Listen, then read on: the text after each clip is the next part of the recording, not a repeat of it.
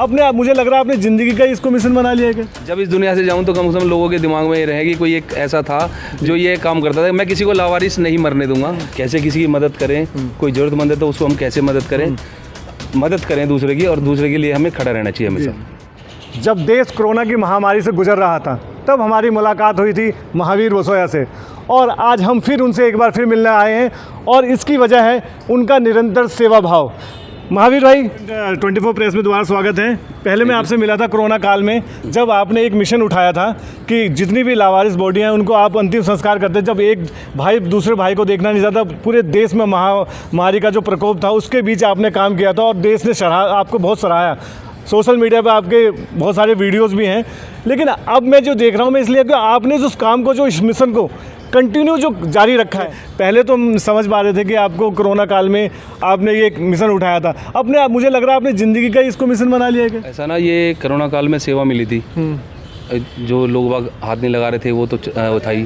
फिर उसके बाद से ये सेवा मेरे को निरंतर मिल रही है कि भाई अभी भी लोगों के पास पैसों की कमी है। बहुत लोग थे जिनके पास पैसे कोई कहता है हमारे पास कम है, नहीं हो पाते पूरे, तो उनकी वो कर रहा हूँ। फिर मैंने लावारिस सभा को जो मेरा ये मैंने हॉस्पिटलों के बाहर अभी मैंने बोल रखा है, भाई अगर किसी को मेरी ज़रूरत पड़े, अगर कोई लावारिस है और किसी का कोई संस्कार करने वाला नहीं है तो वो मेरे से संपर्क कर सकता है। तो मैं आज मेरे को ये पीछे सब जो हम देख रहे हैं, ये 1 तारीख को इनकी डेथ हुई थी। कैसे आपका फ़ोन आया आपके पास, कैसे पता चला? ये मैंने वहाँ पे ट्रोमा और ये एम्स वगैरह में मैंने अपना नंबर लिखवा रखा है कि अगर कोई अननोन बॉडी आती है तो मैं उनसे बात करूँ। फिर वहाँ पता करा तो ये ओखला से पुलिस वाले से उनसे बात हुई मेरी, तो वहाँ के उनके था वहाँ पे, तो ये उनकी डेथ हुई है 1 तारीख को। उनको शव मिला 1 तारीख को।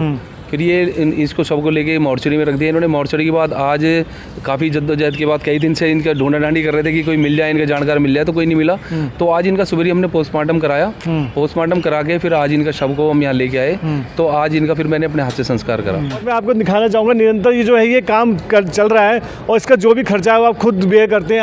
आपने बताया कि अभी तक आपके कोई NGO नहीं है, कोई आपकी संस्था नहीं है, आप इंडिविजुअल सारा खर्चा उठाते हैं और सारी चीज़ें करते हैं। मैं किसी की सेवा कर रहा हूँ और किसी के मैं काम आ रहा हूँ, तो मेरे लिए यही भगवान ने एक जीवन दिया है, इसमें अपने हम किसी की सेवा कर सकें। और ये निस्वार्थ सेवा कर रहा हूँ, मैं किसी से कोई पैसे नहीं ले रहा हूँ, और ना मेरी कोई ऐसी अभी NGO है कि मैं किसी करूं। अभी जैसे आपने देखा था, ये अभी एम्बुलेंस आई थी तो एम्बुलेंस का जैसे करा, और उसके बाद हम यहाँ पे लेके आ गए।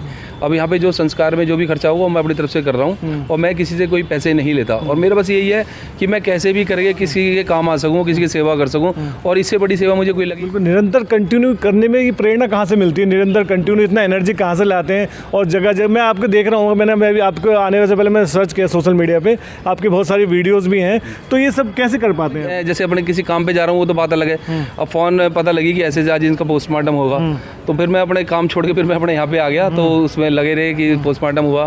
तो बस ये दिमाग में ये रहता है कि यार ये अब ये लावारिस है, इनका कोई करने वाला नहीं है, तो इनका मुझे बस ये करना ही करना है, सेवा छोड़ूंगा नहीं। ये मेरे को निरंतर जो है सेवा मिल रही है, और मैं परमात्मा का शुक्रगुजार हूँ कि उन्होंने मेरे को इस लायक बनाया है, और मैं ये सेवा नहीं छोड़ूंगा जब तक मेरे में अंदर है, मैं करता रहूँ। ये चीज़ें अंदर से आती हैं आपके अंदर। मैं आपको देख रहा था कि आप पूरे हिंदू रीति रिवाज के हिसाब से आपने चंदन की लकड़ी और पूरा जो रीति रिवाज के हिसाब से करते हैं, ऐसा नहीं कि सिर्फ फॉर्मेलिटी करना है, पूरी रीति रिवाज के हिसाब से उसे मोक्ष दिलाते हैं, तो इसका पुण्य आपको मिलेगा। मेरा जो ऊपर वाले ने जो लिख रखा है वो मेरे नसीब में होगा, वो देंगे। जो उन्होंने सोच रखा है कि अच्छा है क्या है बुरा है वो मेरे को देना है, लेकिन मैं ये सोच के नहीं कर रहा कि मेरे को क्या मिलेगा। मैं सिर्फ ये सोच के कर रहा हूँ कि मैं किसी के काम आ सकूँ और कोई अच्छा काम करूँ। एक जीवन मिला है, लोग बाग इस जीवन को वैसे ही व्यर्थ कर देते हैं, और मैं ये अपने इसको ये मैंने एम बना रखा है कि मैं किसी के काम आगे कोई अच्छा काम करके जब इस दुनिया से जाऊं तो कम से कम लोगों के दिमाग में ये रहेगी कोई एक ऐसा था जो ये काम करता था। मैं किसी को लावारिस नहीं मरने दूंगा जब तक मेरे को देखो जितनी गुंजाइश है मेरे में कि मेरी ये कोशिश है कि मैं किसी को लावारिस नहीं जाने दूंगा, अपने हाथ से संस्कार करूँगा। अगर आप पिछला देखें, पिछले कोरोना काल को देखते हैं, अपने पीछे मुड़ के अपनी ज़िंदगी को देखते हैं, ये जो परिवर्तन आया आपकी ज़िंदगी में कैसे देखते हैं, और क्या आपकी क्या यादें हैं कोरोना को लेकर जो आपने देखा, क्या माहौल था? तो खैर बहुत बुरा माहौल था। जब यहाँ पे आए थे तो पूरे सब रहते थे यहाँ पे खड़े होने की जगह नहीं थी, पीछे भी पार्किंग में भी सब जगह सब। लेकिन ऐसा बुरा समय, खैर हम तो यही परमात्मा से यही हाथ जोड़ के विनती करेंगे कि वो समय दोबारा ना आए, बस जैसा भी चल रहा है ऐसे ही चले। चलो, हमारी कोशिश रहेगी कि हम निरंतर आपसे मिलते रहें, आपके अच्छे काम को सराहते रहें, और दुनिया को भी हम ये बताते रहें कि आप, अगर मैं आपको एक बार और बता दूं, मैं डिस्क्रिप्शन में महावीर जी का फ़ोन नंबर और इनकी जो भी डिटेल्स हैं वो मैं डाल दूंगा। अगर किसी को भी दिल्ली में कहीं पर भी ज़रूरत पड़ती है, ऐसी भगवान न करे ऐसी की ज़रूरत पड़े, लेकिन ऐसा कुछ उनका कोई ऐसे कोई इंसान है जो सक्षम नहीं है इन सब चीज़ों को करने के लिए, तो महावीर जी का नंबर मैं डिस्क्रिप्शन में डाल दूंगा, वो महावीर से कांटेक्ट करें और वो निःशुल्क सारी जिम्मेदारी वो उठाएंगे। एम्बुलेंस से लेकर सारी जिम्मेदारी वो उठाते हैं और यही उनका एक सबसे बड़ी बात है। तो चलते चलते आप क्या कहना चाहेंगे, आप दर्शकों को क्या कहना चाहेंगे, आप बताइए।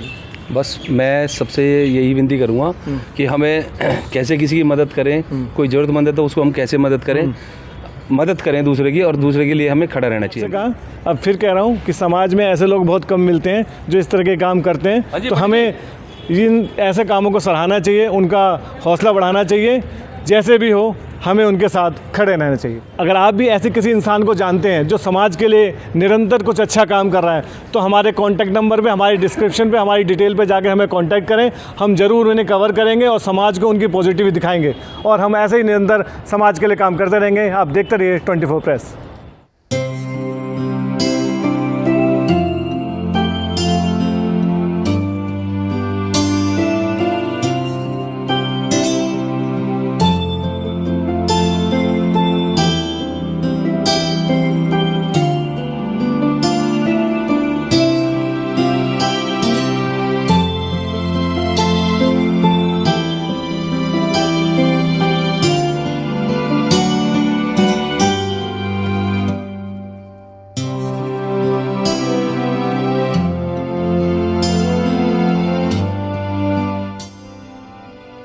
आपकी आवाज़ आपके साथ, सीधे ग्राउंड जीरो से रियल रिपोर्ट देखने के लिए सब्सक्राइब करें हमारा चैनल 24 प्रेस।